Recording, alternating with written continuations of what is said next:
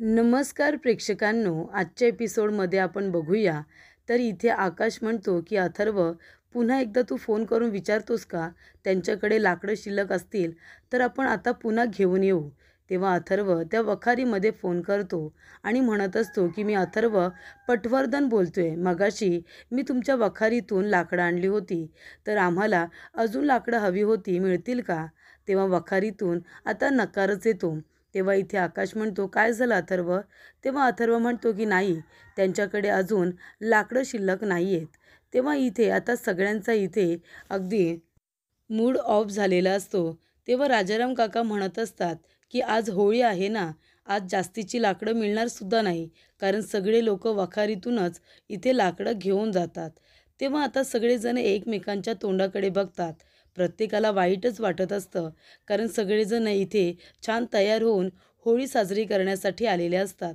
तेव्हा आकाश म्हणतो, आपण एक काम करूया का, आपण आता जाऊन बघूया दुसरीकडे कुठे लाकडं मिळत आहेत का. तेव्हा आकाश म्हणतो, राजाराम काका तू चल माझ्याबरोबर, आपण कुठेतरी जाऊ आणि लाकडं मिळत आहेत का ते बघू. तेव्हा इथे आकाशला आता काही करून होळी साजरी करायचीच असते, त्यामुळे त्याला आता कुठे लाकडं मिळतील ते घेऊन यायचे असतात. तेव्हा आजी म्हणत असतात की हे सगळं काय चाललंय, आज होळीचा सण आहे आणि आपल्याला साधी लाकडंसुद्धा मिळत नाही आहेत. पण काही झालं ना तरीसुद्धा होळी साजरी झाली पाहिजे. त्यानंतर इथे रागिनी म्हणत असते, काय मग बघितलंस ना पौर्णिमा, मी जे म्हणाले होते ते मी केलं की नाही, लाकडं केली की नाही गायब. आणि इथे आता होळीसुद्धा साजरी होणार नाही आहे. कुठे तुझी आई, कुठे? तिला जरा दाखवून दे, तिला जरा सांग की इथे रागिनी कमी नाही आहे. रागिनी जे बोलते ना ते करूनच दाखवते. कुठे गेले, कुठे तुझी आई? तेव्हा पौर्णिमा म्हणते की आमच्या इकडे सुद्धा होळी असते ना, तेव्हा माझी आई गेली आहे नमस्कार करायला. तेव्हा इथे आकाश आणि राजाराम काका दोघेजण आता लाकडं शोधायला जातात. अथर्व नाराज झालेला असतो, कारण इथे अथर्वने प्रामाणिकपणे आपलं काम केलेलं असतं, तरी काही ना काहीतरी चुकी होते. तेव्हा अथर्व म्हणतो, हे सगळं माझ्यामुळे झाले, माझ्यामुळे. मी तर व्यवस्थितरित्या काम केलं होतं, पण काय झालं लास्ट मोमेंटला काय माहिती. तेव्हा भूमी म्हणते, अथर्व हे बघ, तू वाईट वाटून घेऊ नकोस. तू तुझं काम प्रामाणिकपणे केलं होतंस की नाही. तू इथे स्वतः लाकडं घेऊन आला होतास, आता ती लाकडं भिजली, या सगळ्यात तुझी काय चुकी आहे सांग बरं मला. तेव्हा अथर्व म्हणतो, पण ती लाकडं मी दुसऱ्या ठिकाणी ठेवायला हवी होती ना. तेव्हा इथे अथर्व आता नाराज झालेलं बघून भूमी त्याची समजूत काढत असते. भूमी म्हणत असते की अथर्व, नको नाराज होऊस, तू काही मुद्दामून केलेलं नाही आहेस. तेव्हा इथे रागिनीला तर वाटत असतं, आता तुम्ही कितीही प्रयत्न करा, तुम्हाला काही दुसरीकडे लाकडं मिळणार नाही आणि तुम्ही काही इथे होळी साजरी करणार नाही. काही जरी झालं तरीसुद्धा भूमी आणि आकाश या दोघांनी होळीमध्ये नारळ टाकता कामा नये आणि त्यांच्या आयुष्यामध्ये सुख समाधान येता कामा नये. त्यामुळे इथे रागिनी म्हणत असते की अरे, खूपच उशीर झाला ना यांना आणि आकाशला. एक काम करतेस का भूमी? अगं आकाश, नाहीतर यांना फोन तरी करून बघ, खूपच जास्त उशीर झालाय दोघांना यायला, इतका उशीर बरा नव्हे. तेव्हा भूमी आता लगेच आकाशला फोन करत असते आणि तेवढ्यातच तिथे आकाश आणि राजाराम काका यांची गाडी आलेली असते. तेव्हा रागिनी म्हणते, काय रे आकाश, काय झालं? काहीतरी मिळाली का लाकडं? कुठे बंदोबस्त झाला का? तेव्हा इथे आकाश म्हणतो, नाही ना गा आत्या, कुठेही लाकडं मिळाली नाही आहेत. आणि आज होळी आहे ना, प्रत्येक ठिकाणी आता सगळेजण छोटी का होईना पण होळी साजरी करतात. त्याच्यामुळे वखारीमधली सगळी लाकडं ही आता संपलेली आहेत आणि आता इतका उशीर झाला आहे, रात्र झाली आहे, त्याच्यामुळे लाकडं तोडूसुद्धा शकत नाही. आणि आता आपल्याकडे पर्याय म्हणजे वखारीच आहे, त्याशिवाय आपण दुसरीकडून लाकडं आणू शकत नाही. आणि इथे आता झाडं तोडणंसुद्धा बेकायदेशीररित्या असतं, आपण बाहेरचं एखादं झाडसुद्धा तोडू शकत नाही. तेव्हा इथे आता आजी म्हणत असते, काय रे मग काय म्हणायचं आता, काय करायचं? गुरुजींनी तर सांगितलं होतं की ह्या वेळेला तर महाजनांच्या इथे होळी साजरी झाली पाहिजे आणि भूमी आणि आकाशच्या हातातून नारळसुद्धा त्याच्यामध्ये सोडला पाहिजे. आता काय होणार आहे? तेव्हा इथे पौर्णिमा म्हणते, आता काहीही करा, होळी तर साजरी होणार नाहीच. तुम्ही सगळेजण माझ्या विरोधात जात होता ना, आता बघा, आता करा बरे इथे होळी साजरी. त्यानंतर इथे आता आकाश म्हणत असतो की काही हरकत नाही आहे, आपण एक काम करूया, आपण आता इथे होळी साजरी नाही करायची, कारण का, लाकडं तर आपल्याला मिळाली नाही आहेत आणि आपण बाहेरची झाडं तोडू शकत नाही. आपल्याला लाकडं आणावी लागतील ती वखारीमधूनच आणि वखारीमध्ये लाकडंच संपलेली आहेत. त्याच्यामुळे आपण आता होळी नाही साजरी करू शकत. तेव्हा इथे अथर्व म्हणतो, हे सगळं माझ्यामुळे झाले, सगळं माझ्यामुळे. मी इथे बेजबाबदारपणा दाखवला. मी जर आधीच स्टोरूममध्ये लाकडं ठेवली असती तर बरं झाली असती. इथे ठेवली म्हणून ती ओली झाली, माझ्यामुळे झालं हे सगळं. तेव्हा आकाश म्हणतो, नाही अथर्व, अरे या सगळ्यात आता तुझी काय चुकी? अरे तू तर प्रामाणिकपणे लाकडं घेऊन आला होतास की नाही? ती सुद्धा एवढी सगळी सुकी लाकडं तू आणली होतीस. पेंडासुद्धा आणला होतास. अरे सगळी तयारी तर तू केलीच होतीस ना. मग आता ती लाकडं भिजली, या सगळ्यात तुझी काय चुकी? तेव्हा आजी म्हणते, आपण असं समजूया की इथे आता होळी आपल्या इथे साजरी होणार नाही आहे. आपण एक काम करूया, हा जो खड्डा केलेला आहे ना, तो सुद्धा बुजवूया आणि होळिकाची माफी मागूया. काही चुकलं माकलं असलं तर माफ कर म्हणावं. तेव्हा इथे आता होळिकाला यावर्षी आपल्या इथे जळायचं नाही आहे, तर आपण तरी काय करणार? तेव्हा इथे प्रेक्षकांनो, आजी म्हणत असते, पण या वेळेला गुरुजींनी जे भाकीत केलं होतं ते काही आपल्याला आता पूर्ण करता येणार नाही आहे. कारण जर होळीच साजरी नाही होणार तर तो नारळ आपण होळीमध्ये आकाश आणि भूमी यांच्या हस्ते कसा बरं सोडायचा? त्यानंतर इथे आकाश आता टेन्शनमध्ये असतो. सगळेजण इथे हात जोडतात आणि होळिकाची माफी मागत असतात. म्हणत असतात, काही चुकलं माकलं असलं तर माफ करा. पण ह्या वर्षी तू जर आमच्या इथे होळिका ही साजरी झाली असती ना, तर आम्हाला खूप जास्त आनंद झाला असता. तेव्हा इथे अथर्व नाराज झालेला असतो. कारण ती जबाबदारी त्याला दिलेली असते आणि त्याला ती जबाबदारी दिल्यानंतर त्याने व्यवस्थित पार पाडलेली असते. पण रागिणीने माती खाल्लेली असते. त्यामुळे इथे प्रेक्षकांनो, आता अथर्वला कुठे ना कुठेतरी मनामध्ये वाईट वाटत असतं. तेव्हा इथे होळिकाची माफी मागत असतात. रागिणी म्हणते, होळिका देवी माफ कर बाई. त्यानंतर इथे आता खड्डा बुजवायला आजीने सांगितलेला असतो. तेव्हा आकाश आणि राजाराम काका दोघेजण आता फावडा घेऊन ती आता होळीचा खड्डा बुजवायलाच घेतात. तेवढ्यातच इथे प्रेक्षकांनो, भूमी म्हणत असते की देवी आई, अगं तू आमच्या इथे साजरी झाली असतीस तर किती बरा आनंद झाला असता. आज इथे होळीचा दिवस आहे आणि आमच्या इथे होळी साजरी नाही होणार का? आम्ही कधीच कुणाचं वाईट केलेलं नाही आहे. मग महाजनांच्या इथेच असं का? काही झालं ना आई, तरीसुद्धा होळी साजरी झाली पाहिजे. तू आम्हाला आशीर्वाद दे, काहीतरी चमत्कार करून दाखव, पण इथे होळी साजरी झालीच पाहिजे. असं भूमी जेव्हा म्हणते तेव्हा इथे आता एका गाडीचा आवाज येतो. सगळेजण मागे वळून त्या टेम्पोकडे बघत असतात. इथे आता लाकडांचा टेम्पो आलेला असतो. तेव्हा आकाश, त्याचबरोबर राजाराम काका, अथर्व सगळेजण आता पुढे जातात. तेव्हा इथे आकाश म्हणतो, दादा, अहो कोण आहात तुम्ही आणि इथे काय करताय? काय आणलं आहे त्या टेम्पोमध्ये? तेव्हा इथे आता ड्रायव्हर दादा येतात आणि म्हणतात की हा टेम्पो आहे ना, तो मीच इथे घेऊन आलो आहे कुणाच्या तरी सांगण्यावरून. तेव्हा आकाश म्हणतो, दादा, खरं खरं सांगा, तुम्हाला इथे कुणी बरं पाठवलेलं आहे? तेव्हा दादा इथे आता हात करतात एका बाजूला. त्या बाजूने आता गाडी आलेली असते आणि त्याच्यामध्ये असतो पारितोष. तर इथे पारितोषने ती लाकडं आणलेली असतात. तेव्हा इथे दादा म्हणतात की या टेम्पोमध्ये लाकडं आहेत. पारितोष सरांनी मला ही लाकडं तुमच्या इथे पाठवायला सांगितलेली आहेत. तेव्हा इथे पारितोष आता आपल्या गाडीतून आलेला असतो. त्याला बघून इथे सगळेजण आता आश्चर्यचकित होतात. कारण पारितोष इथे अचानक कसा काय आला आणि ते सुद्धा लाकडं घेऊन? तेव्हा इथे पारितोषला बघितल्यानंतर सगळ्यांनाच आश्चर्य वाटतं. होळीच्या दिवशी इथे आता लाकडं कुठेही मिळत नसतात. पण शेवटीला महाजनांच्या इथे यावर्षीसुद्धा मानाने होळी साजरी होणार, हे जे गुरुजींनी भाकीत केलेलं असतं ते अगदी खरं असतं. त्यामुळे इथे प्रेक्षकांनो, आता पारितोषला बघितल्यानंतर भूमी आणि आकाश या दोघांना तर आनंद होतोच. तेव्हा इथे पारितोष आता त्या ठिकाणी आलेला असतो आकाश आणि भूमीची मदतच करायला, त्यांना लाकडं द्यायला. तेव्हा पारितोषला बघितल्यानंतर आकाशच्या जीवात जीव येतो. कारण कुणी ना कुणीतरी त्याच्यासाठी उभं राहिलेलं असतं. तेव्हा पारितोषला बघितल्यानंतर आकाशला खूप आनंद होतो. आकाश म्हणतो, पारितोष, अरे पण तू इथे कसं काय? तेव्हा इथे आजीसुद्धा म्हणतात, ते सगळं खरं आहे, पण तू कसं काय लाकडं घेऊन आलास? तेव्हा पारितोष म्हणतो, आजी असं काय करताय? अहो मी कुणीच नाही आहे का तुमचा? त्यानंतर इथे तू सुद्धा मला मुलाप्रमाणेच आहेस, नातवाप्रमाणे आहेस, असं इथे आजी म्हणतात. तेव्हा भूमी म्हणते, पण पारितोष, अरे तुला कसं काय कळलं की आम्हाला इथे होळी साजरी करण्यासाठी लाकडं नाही आहेत म्हणून? तेव्हा इथे पारितोष म्हणतो, ते सुद्धा मला आकाशमुळेच कळलं. तेव्हा भूमी म्हणते, हो कसं काय? तेव्हा इथे पारितोष म्हणतो की मी आकाशला फोन केला होता आणि इथे आकाश गाडी चालवत होता. तेव्हा पारितोष म्हणतो की आकाश, तू बिझी तर नाही आहेस ना? तेव्हा आकाश म्हणतो, नाही रे पारितोष, बोल ना, काही काम होतं का? तेव्हा इथे पारितोष म्हणत असतो, हे बघ, तुला माझ्याकडून, अमोलीकडून आणि बाळाकडून तुम्हाला सगळ्यांना होळीच्या खूप खूप शुभेच्छा. मला माहिती आहे आज तुमच्याकडे होळी साजरी होते, पण मी तुला जास्त वेळ डिस्टर्ब करणार नाही आहे. मी फक्त आपल्या नवीन प्रोजेक्टबद्दल जी एक नवीन माहिती आहे ना, ती तुला सांगण्यासाठी फोन केला आहे.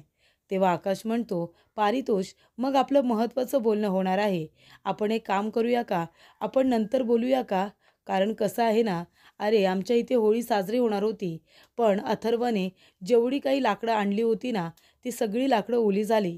तेव्हा पारितोष म्हणतो, हो, पण कसं काय? तेव्हा आकाश म्हणतो, ते मी तुला सगळं नंतर सांगेन. अरे पण आमची सगळी लाकडं आहेत ना, ती आता ओली झालेली आहेत आणि आम्हाला कुठल्याही वखारीमध्ये लाकडं मिळतच नाही आहेत. त्याच्यामुळे आता आम्हाला टेन्शन आलं आहे. तेव्हा पारितोष म्हणतो, आणि म्हणूनच मी ही लाकडं तुमच्यासाठी घेऊन आलो आहे. कारण मी बाळाचं जुनं फर्निचर काढलं ना, म्हणून म्हणून त्याची लाकडं मी तयार करून घेऊन आलो आहे. तेव्हा भूमी म्हणते, पण पारितोष, बाळाचंच जुनं फर्निचर का काढलंस तू? तेव्हा इथे पारितोष म्हणतो की इथे बाळाला बरं नव्हतं. बाळाच्या अंगावरती पुरळ आली होती आणि बाळ रडत होतं. तेव्हा डॉक्टरांना नेहमीप्रमाणे चेकिंगसाठी बोलावलं होतं.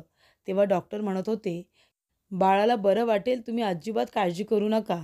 तेव्हा अंगावरती पुरळ का उठले असं सुद्धा विचारलं जातं. तेव्हा इथे डॉक्टर म्हणतात, तुम्ही एक काम करता का, बाळाची फाईल देता का मला जरा? तेव्हा इथे आता पारितोष बाळाची फाईल कपाटामधून काढून इथे आता डॉक्टरांना देत असतो. तेव्हा डॉक्टर म्हणतात, हे काय, हे काय खाली पडलंय? तेव्हा इथे आता खाली पडलेलं असतं ते म्हणजे इथे जे कपाट असतं त्या कपाटाची धूळ खाली पडलेली असते. तेव्हा इथे पारितोष म्हणतो की ही तर वाळवी लागली कपाटाला आणि त्यामुळे आता सगळी ही वाळू जशी काय खाली पडते. तेव्हा डॉक्टर म्हणतात, अगदी बरोबर, मग त्याचाच बाळाला त्रास होतोय. अंगावरती पुरळसुद्धा उठली आणि त्याला इथे आता भूक वगैरे लागत नाही आहे, त्याचं कारण तेच. तेव्हा इथे बाळाच्या तब्येतीचं कारण आलेलं असतं समोर. त्याच्यामुळे इथे आता पारितोष म्हणत असतो की लगेचच बाळाच्या रूममधलं जे काही जुनं सगळं फर्निचर होतं ते मी चेंज केलं आणि जेव्हा आकाशकडून मला कळलं की तुम्हाला इथे लाकडांची गरज आहे, तेव्हा मी त्याची लाकडं तयार करून घेऊन आलो. तेव्हा तुम्ही आता ती लाकडं घ्या बरं आणि होळी साजरी करा. तेव्हा इथे भूमीला खूपच जास्त आनंद होतो की इथे योग्य वेळी आता बाळाच्या रूममधलंच फर्निचर या ठिकाणी आलेलं असतं. तेव्हा इथे भूमी म्हणते, आकाश, तू बघतोयस का, मी तुला म्हणाले होते ना की माझी जर माया खरी असेल, माझी ममता जर खरी असेल ना, तर या ना त्या कारणाने बाळ या होळीबरोबर जोडलं जाणार आहे. आणि बघ ना, बाळामुळेच इथे आता पारितोषसुद्धा आपल्याबरोबर ह्या होळीबरोबर जोडला गेला आहे. तेव्हा इथे भूमी म्हणते की पारितोष, हे बघ, मी तुला आग्रह असा करत नाही आहे आणि जबरदस्तीसुद्धा करत नाही. मी फक्त तुला इथे अगदी एकदम साफ मनाने, चांगल्या मनाने तुला आमंत्रित करते. तुला, अमोलीला आणि बाळाला. तू उद्या धुलीवडसाठी बाळाला आणि अमोलीला घेऊन इथे येशील का? हे बघ, आमच्या सगळ्यांकडून हे आमंत्रण समज. आज तू आमची खूपच जास्त महत्त्वाची मदत केलेली आहेस. त्याच्यामुळे मी असं काही तुला चुकीचं बोलणार नाही आहे. अमोलीलासुद्धा आणि तुलासुद्धा. तुम्ही तिघे इथे धुलीवडसाठी या, आम्हाला छानच वाटेल. तेव्हा आकाश म्हणतो की भूमी अगदी बरोबर बोलते आणि हे बघ, तू काय विचार करतोयस मला माहिती आहे. पण मागच्या वेळेला जे काही झालं होतं, भूमीला त्या सगळ्याची जाणीव आहे आणि पुन्हा तसं काही होणार नाही याची दक्षता आम्ही घेऊ. असं काहीच होणार नाही.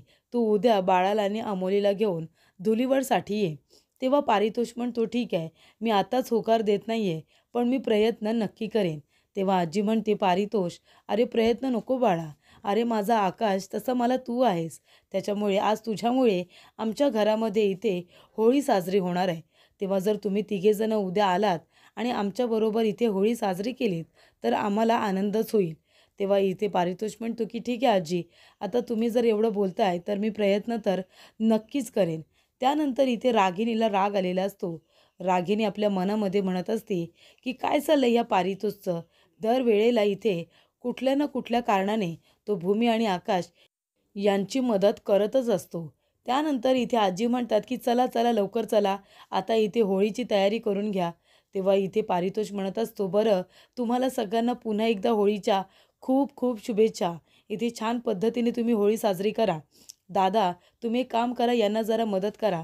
सगळी लाकडं आता खाली काढून घ्या आणि लाकडं खाली काढून दिल्यानंतर तुम्ही जा. आणि इथे पारितोष सगळ्यांना होळीच्या शुभेच्छा देतो आणि म्हणतो, बरं चला, आता मलाही उशीर होतोय, मलाही निघायला हवं. अमोल आणि बाळ दोघेच घरी आहेत ना. तेव्हा इथे पारितोष आता तिथून निघून गेल्यानंतर रागिनी म्हणत असते, काय गरज होती याला मध्ये मध्ये येऊन तडमडायची. कारण इथे आता त्याने लाकडं आणल्यामुळे होळी तर आता साजरी होणारच असते.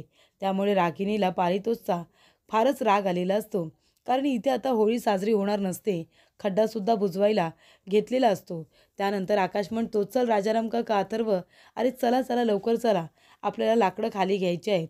आणि इथे ड्रायव्हर दादासुद्धा आकाशची मदत करत असतात. तेव्हा इथे आता पौर्णिमा म्हणत असते, काही जरी झालं ना तरीसुद्धा होळी साजरी होईल. पण इथे भूमी आणि आकाश या दोघांनी मिळून जो नारळ होळीमध्ये टाकायचा आहे तो तर यांना टाकताच येणार नाही आहे. कारण त्या नारळाचा बंदोबस्त आम्ही आधीच करून ठेवला आहे. त्यानंतर इथे प्रेक्षकांनो रागिनीला आता राग येत असतो. कारण आकाश आणि अथर्व दोघेजण त्या टेम्पोमधून आता लाकडं काढत असतात. लाकडं काढतात बाहेर, ती एका बाजूला ठेवतात. त्यानंतर इथे ड्रायव्हर दादांनी इथे पेंडासुद्धा आणलेला असतो.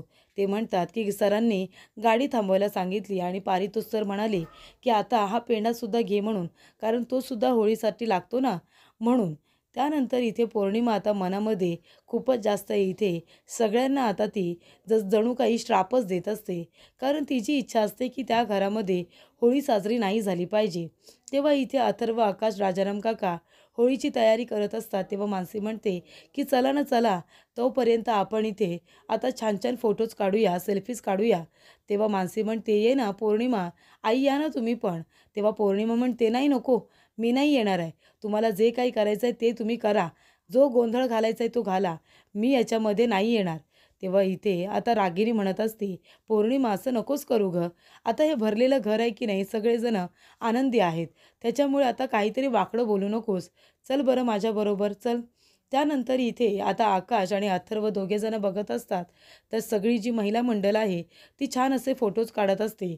त्यानंतर आकाश म्हणत असतो की अथर्व, एक काम करतोयस का, आपली होळी व्यवस्थित जळण्यासाठी घरामध्ये काही फुट्टे वगैरे मिळत आहेत का, ते बघून ये ना, म्हणजे आपण ते सुद्धा असे वरती लावूया. तेव्हा इथे अथर्व म्हणतो, बरं ठीक आहे. आणि अथर्व आता घरामध्ये गेलेला असतो, त्याला काही मिळतंय का फुट्टे वगैरे ते बघायला, बॉक्स वगैरे बघायला. त्यानंतरला इथे अथर्व आता 4-5 बॉक्स हे जमा करतो आणि तो रागिनीच्या रूममध्ये येतो. म्हणत असतो की आईकडे असेल का एखादा बॉक्स. तेव्हा कपाटाच्या वरती त्याचं लक्ष जातं आणि प्रेक्षकांनो, हा तोच बॉक्स आहे ज्याच्यामध्ये कालच्या भागामध्ये इथे पौर्णिमाने आणि तिच्या आईने जो नारळ चोरलेला असतो तो इथे आता निलंबरीने बरोबर रागिनीच्या रूममध्ये जो बॉक्स असतो त्याच्यामध्ये ठेवलेला असतो. आणि तेव्हा इथे अथर्व तो बॉक्स घेतो आणि सरळ आता बाहेर येतो. त्यानंतर इथे आता जे ड्रायव्हर दादा असतात त्यांनी पेंडा ठेवलेला असतो. पेंड्याच्या खाली बरोबर तो नारळ असतो जो नारळ इथे रागिनीने ठेवलेला असतो. तो नकली नारळ असतो आणि त्यामुळे इथे दादा पेंडा उचलता उचलता नारळ उचलतात आणि इथे आधीच तो नारळ तिथून गायब झालेला असतो. कारण तो नारळ होळीमध्ये गेलेला असतो. तर इथे आधीच तो नारळ बरोबर आता होळिकानेच गायब केलेला असतो. आणि त्या ठिकाणी आता अथर्वने जे बॉक्सेस आणलेले असतात त्या बॉक्समध्ये आता एका बॉक्समध्ये तो जो नारळ ठेवलेला असतो तो अथर्वला सापडतो आणि तो म्हणतो की हा नारळ तर गुरुजींनी भूमिताई आणि आकाशला दिलाय ना, मग हा नारळ इथे काय करतोय. आणि इथे आता अथर्वने बॉक्समधून जो नारळ काढलेला असतो ना तो इथे आता ताटामध्ये ठेवलेला असतो. कारण ताटामधला जो नारळ असतो तो गायब झालेला असतो. तेव्हा अथर्व म्हणतो, कदाचित इथे आता नारळ नाही आहे, म्हणजे हाच तो नारळ आहे जो गुरुजींनी भूमी आणि आकाश या दोघांना दिलेला आहे. तेव्हा इथे भूमी आणि आकाश हे दोघेजण होळी साजरी करणार असतात आणि त्याच्यामध्ये एकत्र जो नारळ टाकणार असतात तो नारळ आता अथर्वच्या हाती लागलेला असतो. आणि अथर्व जराही आता वेळ न दवडता तो नारळ बाजूच्या आरतीच्या ताटामध्ये ठेवणार असतो. तो म्हणतो, कदाचित हा तोच नारळ असेल जो गुरुजींनी भूमिताई आणि आकाश यांना दिलेला आहे. तेव्हा पौर्णिमा येते आणि म्हणते की हे काय, आरतीच्या ताटामध्ये जो नारळ होता तो कुठे गेलाय आणि आकाशने हा नारळ कुठून काढला, या बॉक्समधून तर काढला नाही आहे ना. तर इथे आईने माझ्या आईंच्या रूममध्ये जो बॉक्स होता त्याच्यामध्ये तो नारळ लपून ठेवला होता, तिने मला सांगितलं होतं. आणि आता त्याच बॉक्समधून इथून आता अथर्वने तो नारळ बाहेर काढलेला आहे. मग ह्या आरतीच्या ताटामध्ये जो मी दुसरा नकली नारळ ठेवला होता, म्हणजे तो गुरुजींनी दिलेला नसून आम्ही स्वतःहून ठेवला होता, तो नारळ कुठे बरं गायब झाला, असं इथे आता पौर्णिमा म्हणत असते. तेव्हा इथे अथर्व तो नारळ घेतो आणि आरतीच्या ताटामध्ये ठेवून देतो. तेव्हा इथे पौर्णिमाला कळलेलं असतं की सगळी अदलाबदली झालेली आहे. त्यानंतर भूमी, आजी, त्याचबरोबर मानसी सगळेजण फोटोज काढत असतात. तेव्हा इथे मानसीने आता छान छान फोटो रागिणीला दाखवलेले असतात.